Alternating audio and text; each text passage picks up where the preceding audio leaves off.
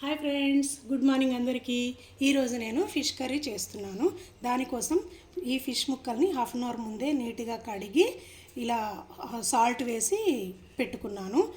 దానికి కావలసిన పదార్థాలు: ఈ స్పూన్తో 3 స్పూన్స్ ధనియాలు తీసుకున్నాను, 1 స్పూన్ జీలకర్ర తీసుకున్నాను, హాఫ్ స్పూన్ కంటే కొంచెం ఎక్కువ మెంతులు తీసుకున్నాను, అలాగే 2 ఇలాచీలు, ఇంకా 4 లవంగాలు. దీనికి ఏ గరం మసాలా అవసరం లేదు, కానీ ఈ లవంగాల ఫ్లేవర్ మైల్డ్గా ఉంటే చాలా బాగుంటుంది. ఈ ఆనియన్స్ని కూడా మనము ఆయిల్ లేకుండా రోస్ట్ చేసుకోవాలి.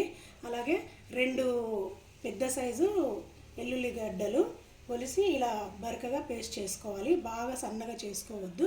Salt, chilli powder, turmeric powder, ఇలాగ పోపు కోసం సన్నగా కట్ చేసుకున్న ఆనియన్స్, 2 చిల్లీస్, కొంచెం కరివేపాకు. ముందుగా ఈ నీళ్ళన్నీ డ్రైన్ చేసుకోవాలి. ఇలా వాటర్ ఏమాత్రం లేకుండా మొత్తం వంపేసుకోవాలి. ఇలా నీళ్ళన్నీ వంపేసుకున్న తర్వాత ఇప్పుడు మసాలా ప్రాసెస్ చూద్దాం. స్టవ్ ఆన్ చేసుకొని ప్యాన్ పెట్టుకోవాలి. ప్యాన్ వేడెక్కిన తర్వాత ఇలా ధనియాలు వేసుకోవాలి. ఇలా వేయించుకోవాలి. ముందుగానే చేసి పెట్టుకున్న అన్ని పొడులు రెడీగా ఉన్నాయి, కానీ ఇలా ఫ్రెష్గా ఎప్పటికప్పుడు చేసుకుంటేనే ఫిష్ కర్రీకి చాలా బాగుంటుంది. ఇలా వేయించిన ధనియాలను వేరే ప్లేట్లోకి తీసుకోవాలి. అదే ప్యాన్లో జీలకర్ర వేసుకోవాలి. జీలకర్రను కూడా బాగా వేయించుకోవాలి. చాలామంది డిఫరెంట్ మెథడ్స్ చేస్తారు, కానీ ఈ మెథడ్లో ఇంతవరకు ఎవరు చేసి చూపించలేదు. ఈ మెథడ్లో ఒకసారి ట్రై చేయండి ఫ్రెండ్స్, చాలా బాగుంటుంది. జీలకర్రను కూడా తీసేసుకోవాలి. మెంతులతో పాటు ఈ లవంగ ఇలాచి కూడా వేయించుకోవాలి. వీటిని కూడా ఇందులోనే వేసుకొని మళ్ళీ ప్యాన్ పెట్టుకొని మనం ముందుగా కట్ చేసుకున్న ఆనియన్స్ని ఇందులో వేసేసుకోవాలి. ఆయిల్ లేకుండా డ్రై రోస్టే చేయాలి. ఆనియన్స్ వేగేలోపు వీటిని పొడి చేసుకుందాం. ఆనియన్స్ని కూడా ఇలా పూర్తిగా మంచిగా మగ్గే వరకు వేయించుకోవాలి. వేయించుకున్న ఈ ఆనియన్స్ని చల్లారనిచ్చి పేస్ట్ పట్టుకోవాలి. ఇలా రెడీ చేసుకున్న ఈ మసాలా పొడిని, ఈ ఆనియన్ పేస్ట్ని ఈ మొత్తంగా పౌడర్ ఇలా ఫిష్ ముక్కల్లోకి వేసుకోవాలి. పేస్ట్ని కూడా వేసుకోవాలి. 1/2 స్పూన్ పసుపు, మొత్తం ముక్కలకు సరిపడా ఉప్పు, కారం మీరు తినగలిగినంత వేసుకోండి, ఎందుకంటే ఇందులో చింతపండు రసం కూడా వేస్తాం కదా. అలాగే మనం ముందుగా రెడీ చేసి పెట్టుకున్న గార్లిక్, దీంట్లో సగం మాత్రమే ఇందులో వేసుకోవాలి, మిగతా సగం పోపులో వేసుకోవాలి. ఇవన్నీ బాగా ముక్కలకు పట్టేలాగా కలుపుకోవాలి. ఇవన్నీ ఆల్మోస్ట్ ఒక 2 kg పైనే ఉంటాయి ఫ్రెండ్స్. వీటన్నికి ఈ మసాలా మొత్తం కరెక్ట్గా సరిపోతుంది. ఈ ముక్కలు మొత్తం పులుసు పెట్టాను ఫ్రెండ్స్, సగం తీసి ఫ్రైకి పెడతాను, సగం మాత్రమే పులుసు పెడతాను. ఈ మసాలా మొత్తం ప్రతి ఒక్క ముక్కకి బాగా పట్టేలాగా ఇలా బాగా కలుపుకోవాలి. ఇలా కలుపుకున్న ముక్కలను కొన్నిటిని తీసి సపరేట్గా ఇలా పక్కన పెట్టుకొని ఫ్రిడ్జ్లో పెట్టుకుంటాను. ఫ్రై చేయాల్సి వచ్చినప్పుడు అవెన్లో పెట్టి ఫ్రై చేసి ఇస్తాను. ప్యాన్లో ఫ్రై చేసిన ముక్కల కంటే అవెన్లో ఫ్రై చేసిన ఫిష్ ముక్కలు చాలా క్రిస్పీగా వస్తాయి. మా ఇంట్లో అందరూ చాలా ఇష్టపడతారు. పులుసుకి ఇన్ని ముక్కలు అయితే సరిపోతుంది. ఇప్పుడు పులుసు ప్రాసెస్ ఏందో చూద్దాం. మళ్ళీ ఒకసారి స్టవ్ ఆన్ చేసుకోవాలి. కర్రీ చేయడం కోసం ఫిష్కి ఇలాంటి వెడల్పాటి గిన్నె తీసుకుంటే ముక్కలు చెదిరిపోకుండా చాలా బాగా అలానే ఉంటాయి. గిన్నె వేడెక్కిన తర్వాత ఆయిల్ వేసుకోవాలి. ఇందులో ఆయిల్ కొంచెం ఎక్కువగానే వేసుకోవాలి ఫ్రెండ్స్. కొంచెం జీలకర్ర, ఇలా పొడవుగా కట్ చేసుకున్న ఒక 2 పచ్చిమిర్చి, కొంచెం కరివేపాకు, ఇలా సన్నగా కట్ చేసుకున్న ఆనియన్ వేసిన తర్వాత ఇలా ఒకసారి కలుపుకోవాలి.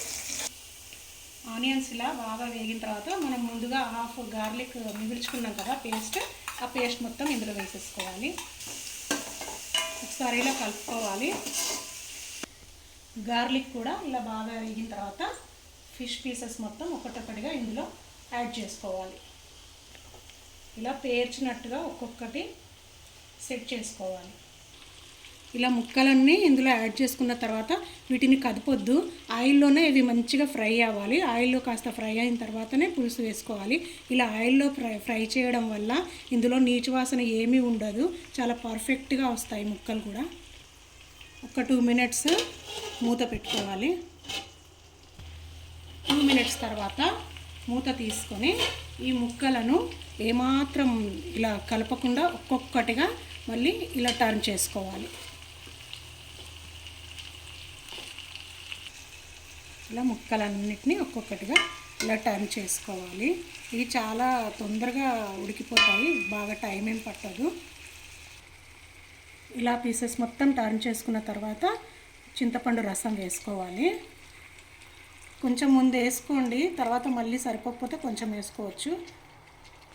ఇలా చింతపండు రసం వేసుకున్న తర్వాత మీకు పులుసుకు కావాల్సినన్ని వాటర్ యాడ్ చేసుకోండి.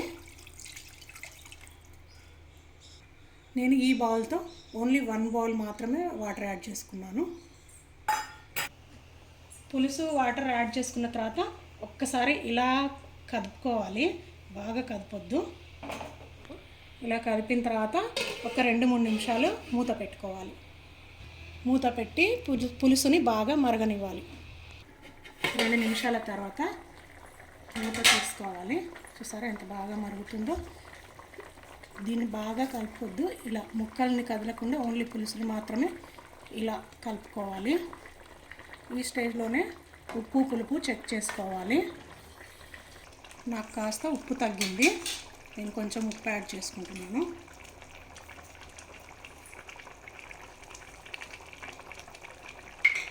ఇలా ఎంతసేపు ఉడికినా కూడా ముక్కలు అస్సలు చెదిరిపోవు. మనము ఆల్రెడీ ఫస్ట్ స్టార్టింగ్లోనే కడిగినప్పుడు ఉప్పులో నానబెట్టుకున్నాం కదా, అందుకే ముక్కలు అస్సలు చెదిరిపోవు, గట్టిగానే ఉంటాయి. ఇలా మరుగుతున్నప్పుడు కొంచెం కరివేపాకు వేసుకోవాలి. కరివేపాకు ఫ్లేవర్ చాలా బాగుంటుంది. చూసారా ఫ్రెండ్స్ ఎంత కలర్ఫుల్గా కనిపిస్తుందో. ముక్క కూడా చాలా బాగా ఉడికింది. ఎక్కడ కూడా ఏ ముక్క కూడా విరగకుండా చాలా బాగా వచ్చాయి. ఇంతే, ఎంతో టేస్టీ అయిన చేపల పులుసు రెడీ. ట్రస్ట్ మీ ఫ్రెండ్స్, ఈ మెథడ్లో ట్రై చేసి చూడండి, చాలా బాగా వస్తుంది. ఇందులో కూడా చాలా మంచి హెల్త్ బెనిఫిట్స్ ఉన్నాయి. ఇందులో ఎంతో ముఖ్యమైన ఒమేగా ఫ్యాట్ 3 ఉంటుంది. అది మన స్కిన్కి చాలా అవసరం. అంతే, ఇక డిష్ అవుట్ చేసుకోవడమే. ఎంతో గుమగుమలాడే ఫిష్ కర్రీ రెడీ. నా వీడియో కనుక మీకు నచ్చినట్టయితే లైక్ చేయండి, షేర్ చేయండి.